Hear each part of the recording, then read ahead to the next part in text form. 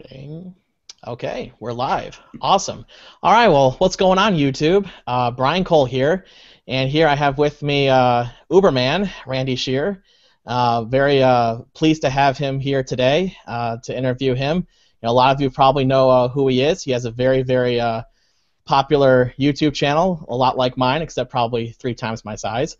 But but right now, his channel and my channel are probably 2 of the biggest channels for Uber drivers and Lyft drivers or any kind of ride-sharing drivers. They come to us and view our videos to get some help, and I'm really happy today to have him on here and kind of introduce him to my audience, and then of course me introducing to Randy's audience, and kind of get to know each other and ask some questions.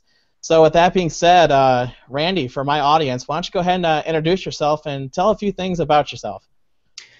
Well, what's going on? I'm Randy, also known as Uberman. I drive strictly for Uber, and I've been driving with Uber for the past 16 months. I've driven in Oklahoma City, I've driven in Indianapolis, Indiana, and Bloomington, Indiana. I love it, and I plan on continuing to ride the gravy train until the wheels fall off. So, awesome. Well, how long have you been doing Uber, Randy? 16 months now. Awesome. And what's your experience been like in the last 16 months? For the most part, it's been a good experience. There's pitfalls to everything in life, and Uber is definitely no exception to that. Right. And what kind of car do you drive with Uber? I drive a 2013 Kia Optima Turbo. Awesome. And for those who aren't familiar with Kia, how good is it in terms of gas mileage and maintenance? Maintenance is ridiculously cheap. And as far as what was the other question? Dang it. Gas mileage. Gas mileage, usually between 25 and 28 miles a gallon. Just depends. Sometimes when I'm doing a lot more city driving, then it's more towards 25. But I can usually keep it around 26 miles a gallon. That's about the average gas mileage for a typical car, at least for a typical Uber driver. And for myself, of course, I drive the Toyota Prius. So about 40 to 50 miles a gallon, depending on the weather, depending on the conditions. Probably on the lower end of that spectrum this time of year in the cold, but definitely on the higher end in the warmer temperatures. And Randy, over the last 16 months, obviously you've given probably several thousand trips during that time span. You've seen a lot happen with Uber, and things have definitely changed over that period of time. What are some tips and advice that you can give to people who are just starting out now who want to make some money with Uber? Well, it's all about the market that you're in, first of all. I mean, every market is different, and it's really hard to give good advice to everybody because things vary so much from one place to another. Rate changes, and some places have guarantees and others don't. My advice would be, if you're in an area that has the guaranteed pay where they're offering, $12 or whatever it is an hour, focus on those if you can. Really do what you got to do to get those guaranteed hours in without driving as much. So you save wear and tear, you save gas, but you still get your minimum guarantees. If you don't get guarantees, then I would really try to focus on longer runs, which will probably mean staying a little bit on the outside of the city. That way you're not clustered in with everybody in one place. Try to keep your distance from other drivers so that you have the rest of the city to yourself. And try to get the longer runs because that's where your money's going to be at with the lower rates. Right, absolutely. I've gotten a lot of questions about that hourly guarantee, the winter warm-up, as Uber calls it. And I eventually had to break down and just make a video on this and explain just the complicated process that goes into how Uber calculates their winter warm-up. And actually, even after that video, which was very helpful, a lot of people liked it, I still get some questions about it. What is your top tip or 2 advice for people to maximize the most out of that winter warm-up guarantee? Okay, speaking for myself, what I do, and I've spent a lot of time out on the road trying different things so that I could share it on YouTube and give people, the best advice possible. What has worked best for me is to pretty much, at the beginning of the week, log in during whatever period you want to work, because they've got like 3 different periods where they pay you, and they average over those individual time frames throughout the whole week. So whatever you're going to work, knock out as many runs as you can at the earliest point in the week as you can, and then just go home. Stay logged in, and if you get requests, take whatever request. And I keep a log. You really need to keep a log so that you know that you've made your minimum requirements to get paid, and know how long you can be logged in without even having to drive. Like tonight, I've got 4 hours that I'm going to burn up tonight without even going out on the road unless someone pages me, because I got them knocked out earlier in the week, and now it's the end of the week. Sunday's dead. I probably won't even take anybody, but I'm going to get paid 4 hours for sitting at home anyway. So that's what I would recommend: is get your runs out as early as you can, and try not to take any more than you have to, because anything over the minimum that you need is money that you're throwing down the drain. Absolutely. Now, if you're not sitting at home doing the whole guarantee thing, what do you do in terms of, like, if, okay, I'm going to go out and drive tonight, what's your first few things that you do? Maybe a place you go, or something else that you do to help get you jump started for the night. Well, what I do, if you're lucky and you have a college town nearby, that's what I do. When I typically go out to start driving, and I need to get some runs in to make sure that I have my guarantees locked down, I go to a college town or any other high traffic area. But college towns seem to work great. I've done this in 2 states. Bloomington, Indiana is a great little college town. Norman, Oklahoma is a great little college town. Very high traffic, very dependent on Uber. You can go out there and just get run after run after run, knock them out, and then typically what I'll do is I'll log off, because I don't want to cancel rides, and I don't want to not accept requests, because that'll go against your acceptance rate. So I log off. They give you 10 minutes an hour, but with all the hours that I've been logging lately, it's an average also. So you could stay logged out for 30 minutes if you need to. Get out of Dodge, get somewhere else. Then I find a much slower paced area, and I just sit. And if you're doing Uber Select or something, move up towards the middle and upper class areas. Get away from downtown and away from the college town, and move somewhere else where the more upper class people live. Right. And speaking of Select, you are now a Select driver, which has happened very recently. Can you give my audience a little overview on how that's going for you so far? It's slow, but I foresee it picking up. I really do. The people that I've taken on Select love it. They're very happy with it, and I think we all agree that compared to the cost of a yellow cab, you're getting a much better deal. And I point out to all of the Select passengers also that when Uber first launched in Oklahoma City, we were at $2 and something, $2.14, $2.15 per mile, and that's exactly what Select is right now. So I tell them, what you were paying a year ago for UberX is what you are now paying for a much higher quality ride. Yeah. And doing Select is going to cost you about the same as taking a taxi, and you're getting a much better experience. So it's slow right now because it's new and people are still learning about it and trying it out, but I think give it 3 months, 4 months, I think it'll be really popular. I think you make a good point there, Randy.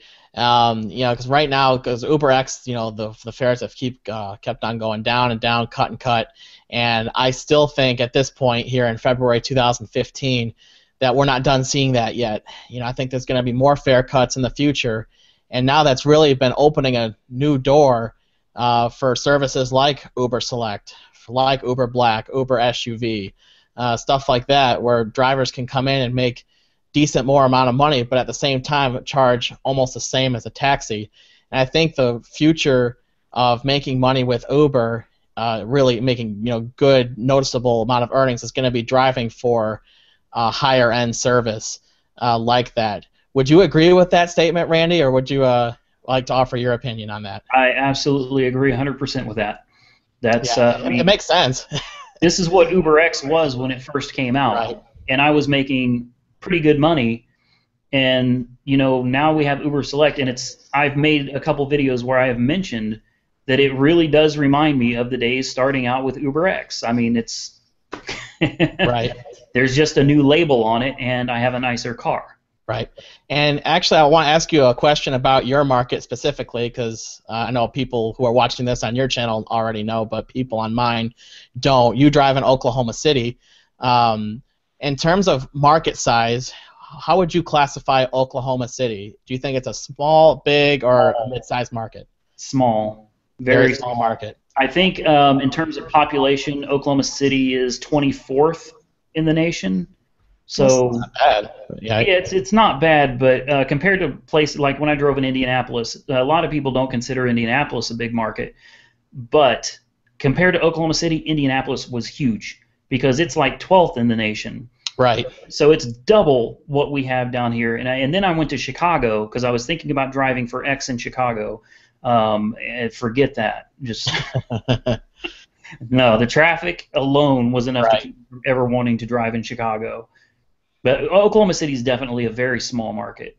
And actually, that's very good that you say that because, a lot of the people I talk to drive for like a big market like LA, New York, Chicago, stuff like that. And then they come to a channel like mine where I drive in Cincinnati. And, I say Cincinnati is your pretty typical average size market. The city has 300,000 people in it, and greater Cincinnati is huge. I mean, huge. It goes in like 30, 40 miles in all four directions. And it has about 2 million people in the greater area. But what we also have is, we have sports teams. We have with those Cincinnati Reds. We have the Cincinnati Bengals for baseball, football. So there's enough going on in this city to classify it as a mid-sized market, but it's nothing close to New York. But at the same time, I bring that up because, people obviously who watch on my channel who have seen my case studies, there is money to be made in a mid-sized market. Until I started taking more time off recently, I was easily clearing $1,000 a week with like no difficulty. Now there have been weeks I have cleared $1,000 since the new year, but at the same time I've taken more time off. But then now we look at a person, like Randy, who drives in a small market. He's still making money and still making the big bucks. Oklahoma City. Correct me if I'm wrong, Randy. They don't have like an NFL team, a baseball team, or any kind of professional sports team. It's your pretty typical average city that doesn't have stuff like that, but yet you're still out there making the bucks. Do you want to weigh in on that a little bit? We have Oklahoma City Thunder. The Thunder. Ah, yeah. I forgot about that. Oops.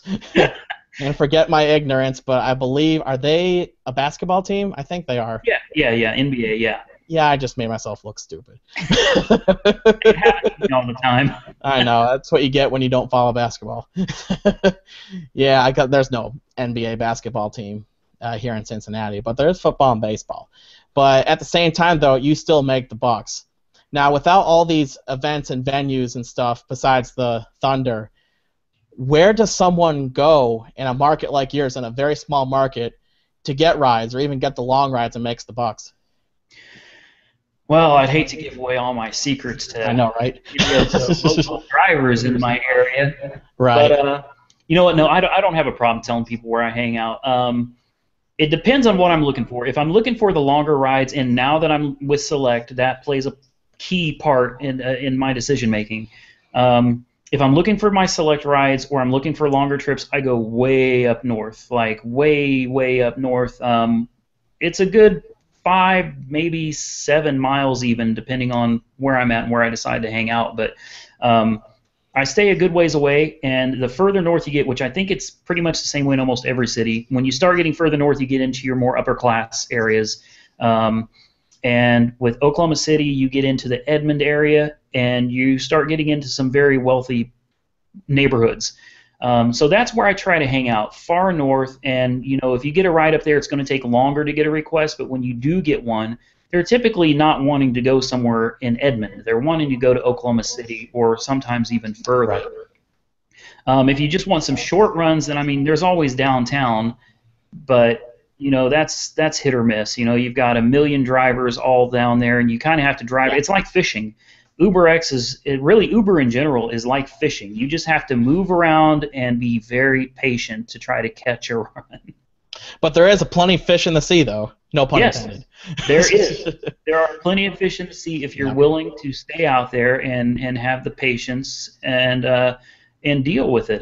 There's money to be made, but if you go out there just expect, it really is like fishing. If you go out there, cast your line, and you don't get anything in 10 minutes and you quit, well, you don't need to be doing this anyway. It's something that Right. requires a lot of patience.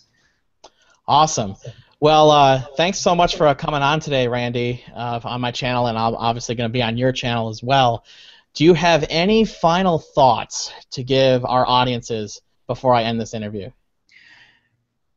Really, everything I just said pretty much sums it up. I mean, It really does. if you want to drive for Uber, don't listen to the people that are telling you can't make money. Here's the way I see it.